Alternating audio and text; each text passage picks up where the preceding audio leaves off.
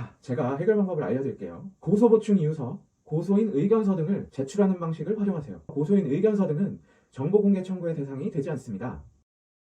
안녕하세요. 대형 로펌, 대형 회계법인 출신 홍은기 변호사입니다. 형사 고소장은 자세히 쓰는 게 좋을까요? 아니면 자세히 쓰지 않는 것이 좋을까요? 당연히 일반적으로는 자세히 쓰는 것이 좋습니다. 특히 상대방의 범죄 혐의가 명확하고 증거로 뒷받침이 되는 사건이라면 범죄 사실을 자세하고 명확하게 쓸수록 경찰이 사안을 쉽게 파악할 수 있을 것입니다. 이로 인해 경찰이 범죄를 지었다는 심증을 굳힌다면 당연히 고소인 입장에서는 이득이 될 것입니다. 그런데 예외적으로 고소장을 자세히 쓰지 않는 것이 더 좋은 경우가 있습니다. 고소인, 즉 피해자가 경찰에 고소장을 제출하면 경찰은 보통 피해자를 불러 고소인 보충 조사를 합니다. 이후 경찰은 피고소인, 즉 가해자를 불러 경찰 조사, 즉 피의자 신문 조사를 합니다. 그런데 많은 경우에 가해자는 경찰 조사를 받기 전에 고소인의 고소장에 대해 정보 공개 청구를 합니다. 가해자로서는 어떤 죄목으로 조사를 받는지 미리 파악한 후 경찰 조사에 임하기 위함이기 때문입니다. 그런데 고소장을 자세히 쓰게 되면 가해자는 정보 공개 청구로 수령한 고소장을 읽어본 뒤에 고소인이 어떤 방식으로 범죄 사실을 주장하고 증명하려고 하는지 잘 파악할 수 있게 됩니다. 그렇다면 어떻게 해야 할까요? 만약 고소장을 추상적으로 쓰거나 간략하게 쓰면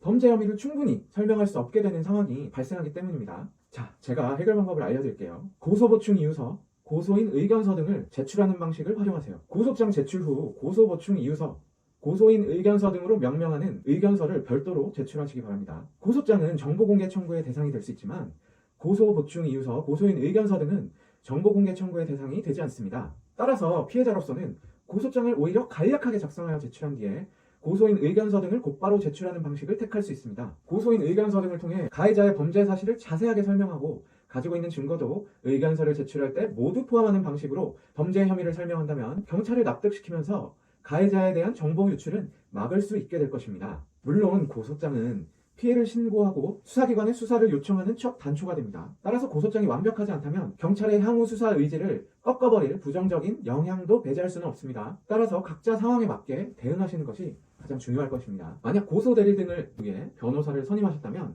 이러한 부분을 변호사와 함께 논의해 보시는 것도 좋을 것 같습니다. 도움이 조금 되셨는지 모르겠습니다. 앞으로도 책에는 절대 나오지 않는 실무적이고 유용한 팁들 위주로 계속 전달하겠습니다. 유튜브 임기응변 채널을 구독과 좋아요 해주신다면 더 힘을 내어 소식을 전해보도록 하겠습니다. 대형 로펌이 제공하는 법률 서비스가 가진 자들의 전유물이라고 생각하지 않습니다. 친절하고 정확한 도움을 드리겠습니다.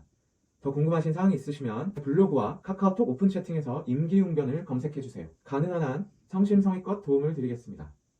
이상 홍은기 변호사였습니다. 감사합니다.